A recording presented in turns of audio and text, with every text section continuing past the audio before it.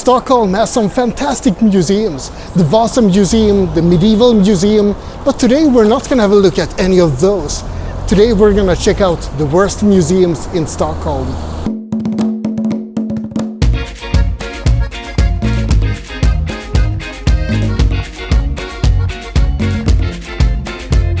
Stockholm has around 100 museums with 9 million visitors, so there's a museum for everyone.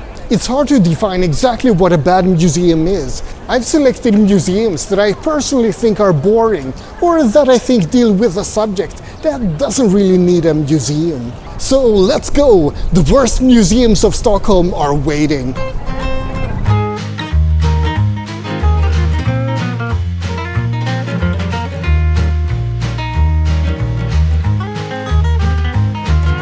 The Museum of Economy is, strictly speaking, not all that bad.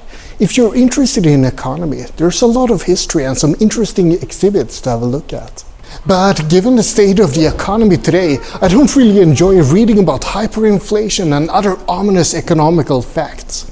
As I'm filming this in 2022, we have a war going on in Europe, inflation is soaring, the rates are on the increase, and the stock market is crashing and burning. I swear, every time I look at the stock index, it's 1% more down. I hope you have your money in your mattress instead. And things are just looking to get even worse. Calling this a recession is quite an understatement. It's hard to enjoy reading about economic history when the economic troubles today are so tangible and worrisome. And all in all, it is a really small museum as well, so not all that interesting either. Still, I am happy that I went here today. I learned something new. The first banknotes in history were issued in Sweden. I just wish that I didn't come out from this museum with a sinking feeling in my gut.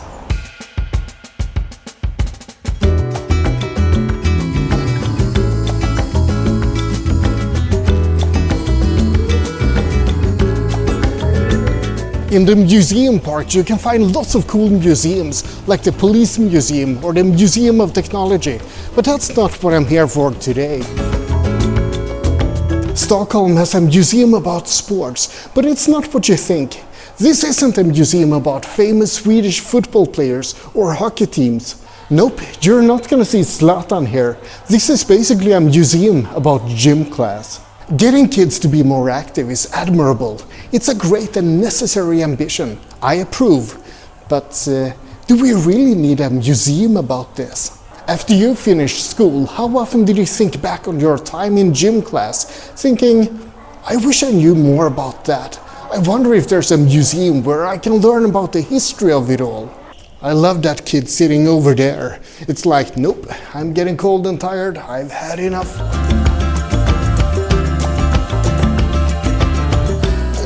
This is hard.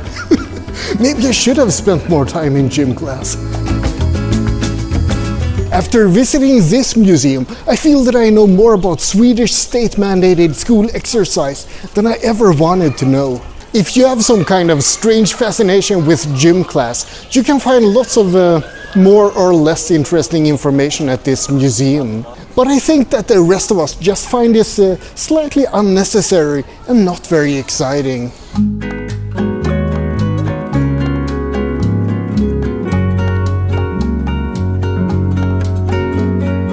August Strindberg was a Swedish author born 1849 in Stockholm. He wrote many novels, plays and dramas that are quite famous in Sweden. The Strindberg Museum is located in one of the 24 apartments he lived in Stockholm. He spent the years between 1908 and 1912 here, up until his death. Strindberg was very influential in introducing colloquial speech into the Swedish prose to replace the stuffy old rhetorical language that was used before. However, he was a controversial figure. He was quite a bit of a racist, and he was a misogynist as well. Between 1883 and 1899, he lived in a self-proclaimed exile. He spent those years in France, Germany, Switzerland, Denmark and Austria, and he made quite a bit of noise everywhere he went. He went all in for booze and drugs, he was married but still slept around, and he saw himself as a heroic figure who was exiled from his homeland and wanted to conquer Europe.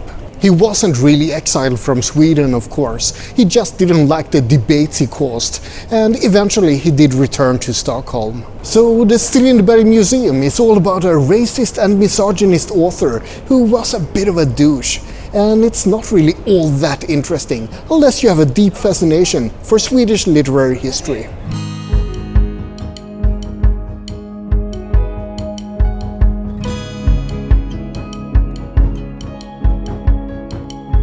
In the outskirts of Stockholm, you find a small suburb called Tumba, and this is where you find the Tumba hand paper mill. Here you can learn all about making paper by hand, and they used to make it from old clothes here at Tumba in particular. You can also see an exhibit about banknotes here. Sweden started to make paper banknotes in 1661, and in 1835 a more modern banknote was starting to be used, printed on colored paper. They have a couple of other exhibits here about how it was to live here in the 1700s, for example, and about the old fire station that used to be at the mill.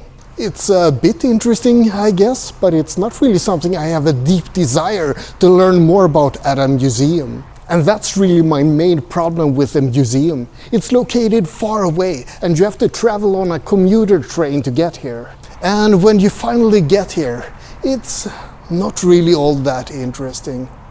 There are some other museums that I really think should have been on this list, but I couldn't visit them. First of all, there's the Museum of Dentistry. I don't know about you, but to me that sounds like a house of horrors rather than a museum. Unfortunately, it's not open to the public right now, or maybe that's for the best. The Museum of Visually Impaired is also not open to the public right now. I love the thought of that museum. Normally at museums you have big displays of cool things to look at, but what do you have at a museum like that? Things to feel or audio guides? I have a feeling it's a pretty shitty experience. And speaking of shitty experiences, there's a plumbing museum in Stockholm as well. So it's a museum full of sewage pipes and stuff like that. That museum only takes larger groups of people though, like school classes. Imagine the look of joy on the children's faces when they learn that they're going on a field trip to the plumbing museum. Anyway, let's move on to the final museum in my list.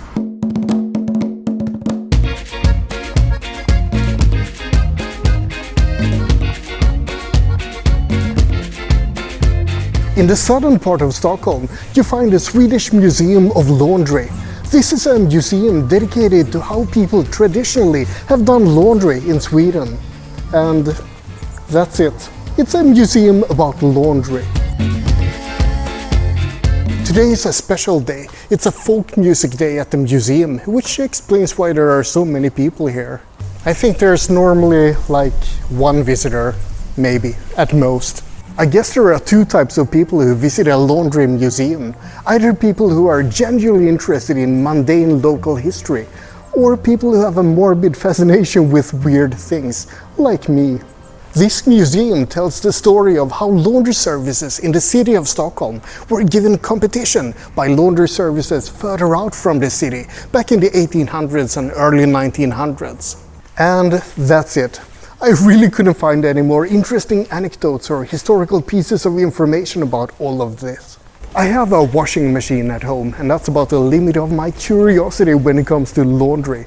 So I think I'm just gonna quietly walk away from here and forget that I ever visited this place.